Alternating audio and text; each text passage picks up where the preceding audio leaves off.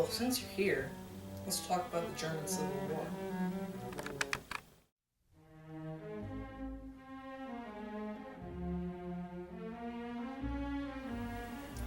From 1918 to 1919, Germany went through a needed change in power.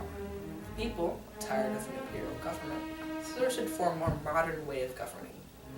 After Germany lost World War I, they had to pay the Allied forces, which took pay away from many government jobs, which angered the people that had those positions. This was a contributing factor to starting the Civil War. There are many similarities with the American Civil War and the German Civil War, but mainly the way the government was being run and the treatment of some people. But the differences are that the American Civil War was America splitting in half, while in the German Civil War, it was people overthrowing the government.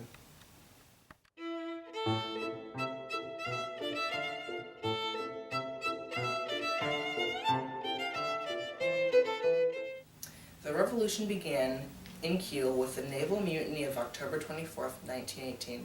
The Navy men refused to take orders, risking their country's safety. The mutiny ended on November 4th, when over 40,000 sailors took part. But 7 lives were lost and 29 were injured when the government opened fire on the sailors. On November 4th, the sailors negotiated with the government and all sailors were set free without criminal charge. Wilhelm II, the final emperor of Germany, was abdicated on November 9, 1918. It became clear that only Friedrich Ebert, leader of the SPD, Social Democratic Party of Germany, could effectively control the government. Later that day, one of Ebert's secretaries of state, Philipp Schliemann, announced that Germany was a republic, but in reality, Germany didn't become a republic until August 11th.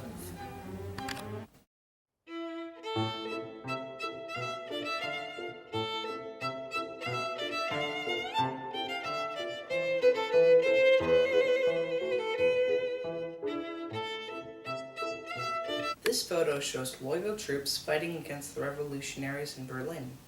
After November 9th, the government ordered the People's Navy Division from Kiel to Berlin for its protection. The division was formally considered very loyal. Because Ebert refused to pay the sailors, they decided to fight back. But unlike the Kiel mutiny, this act would be much more violent, and forever known as the Christmas Crisis. Also known as Ebert's Bloody Christmas, this revolt killed about 30 men. This dispute started on the 23rd of December. The sailors did not use the situation to eliminate the government, as could have been expected from the Spartacus revolutionaries. Instead, they just wanted their pay. Nevertheless, Ebert, who gave the orders to attack the protesters with the few loyal troops they had left. On the morning of the 24th of December, the government troops withdrew from the center of Berlin.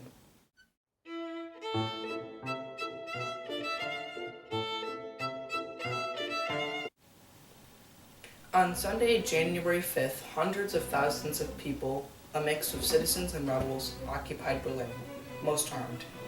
When the government finally regained control of Berlin, they took them into the streets and chopped their heads off. This battle was more like a slaughter and would be known as the January Revolt. Many of the people that were killed in the January Revolution were middle-class citizens that just wanted to change their government. The rebel ringleaders had to go into hiding in spite of being urged by their friends who refused to leave Berlin. On the night of the 15th of January, 1919, Rosa Luxemburg and Karl Liebennacht were discovered in an apartment, arrested, and then shot. About 1,600 dead, and in the end, the revolutionaries got what they wanted. On August 11, 1919, when the imperial government was finally overthrown, and that concludes the Civil War not many know about. Thanks for listening, and have a wonderful day.